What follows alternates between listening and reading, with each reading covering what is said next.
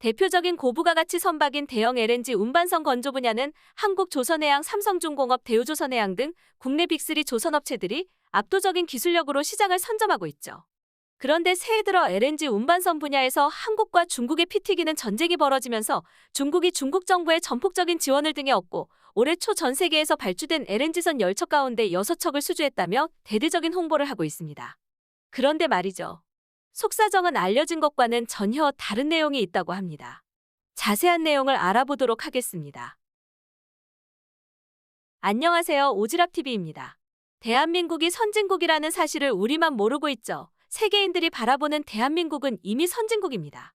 이러한 선진국 대한민국과 관련된 다양한 해외 소식들을 알려드리고 있습니다. 지난해 전 세계 대형 LNG선 분야를 한국 조선업체들이 싹쓸이했다는 내용은 너무나도 잘 아는 내용이죠.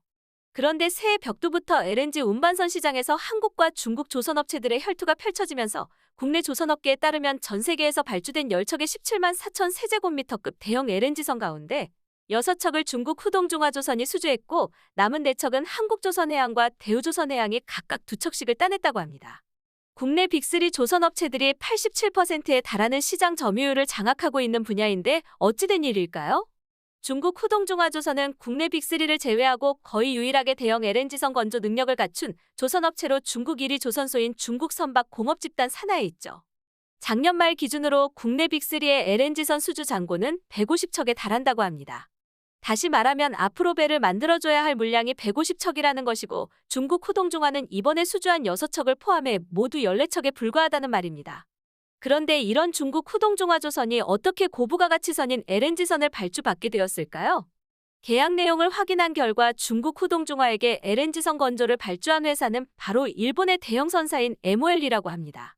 그렇다면 왜 MOL이 중국에게 발주를 했을까 하는 의문이 생깁니다.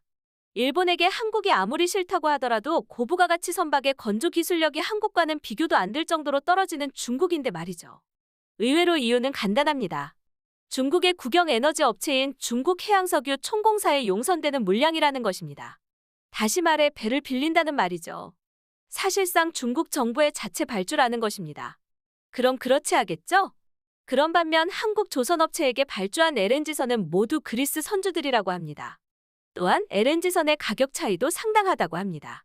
중국 후동중화조선이 수주한 LNG선 6척의 평균 가격은 한 척당 1억 9,600만 달러이고 한국 조선업체들은 선박의 부가 기능이나 인도 시기에 따라 다르겠지만 약 2억 1,200만 달러 정도라고 알려지면서 한국은 제값을 받았지만 중국은 정부가 발주하고 적자가 나더라도 배를 만든다는 말인데 아무튼 중국의 저가 공세가 문제이긴 하지만 스스로 무덤을 파는 꼴이니 지켜보면 알겠죠.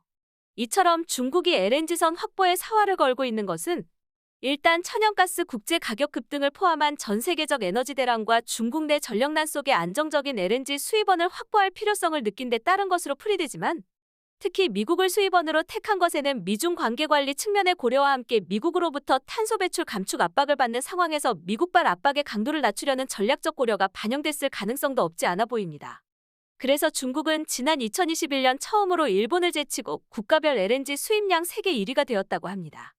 영국의 조사 회사인 IHS 마크이치 발표한 보고서에 따르면 2021년 중국의 LNG 수입량은 전년 대비 17.8% 증가한 8,140만 톤이고 2위인 일본이 7,500만 톤, 3위는 4,640만 톤을 수입한 한국이라고 합니다. 또한 중국은 이산화탄소 배출량을 2030년까지 감소로 전환시켜 2060년까지 탄소 중립을 실현한다는 국가 목표를 내세우며 이산화탄소 배출량이 석탄보다 상대적으로 적은 천연가스를 확대하고 있어 국제가격이 상승할 것으로 예상됩니다. 지난해 코로나로 인한 원자재 수급 불균형에 더해서 중국이 천연가스 사용을 확대한다면 국내에도 가격 인상의 영향을 받을 것 같네요. 다시 LNG선 이야기로 돌아와서 중국 후동중화조선이 건조한 LNG선 글래드스톤호가 지난 2018년 해상에서 엔진 고장으로 멈춰서서 결국 폐선된 사건은 유명하죠.